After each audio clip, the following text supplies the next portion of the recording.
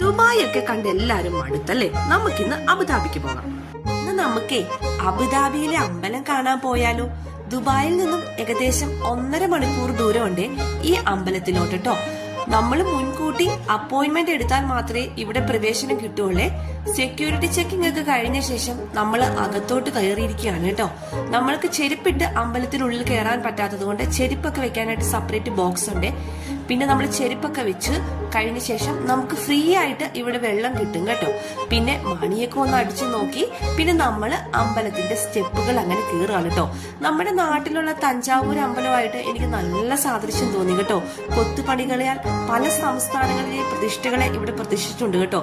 അടിപൊളി വർക്കാണ്. കണ്ടാൽ നാട്ടിൽ പോയൊരു അമ്പലത്തിന്റെ ഫീലിംഗ് അതുപോലെ തന്നെ കിട്ടും കേട്ടോ. പിന്നെ നല്ല തിരക്കായിരുന്നു. ഈദ് ഹോളിഡേയ്സ് ആയതുകൊണ്ട് ഒത്തിരി പേരുണ്ടായിരുന്നു കേട്ടോ. അടിപൊളിയായിട്ട് നമ്മൾ അമ്പലത്തിന്റെ മുകളിൽ നിന്ന് താഴെ വരെ ഇങ്ങനെ ഒരു റൗണ്ട് പോലെ ഇവര് സെറ്റ് ചെയ്തിട്ടുണ്ട് കേട്ടോ.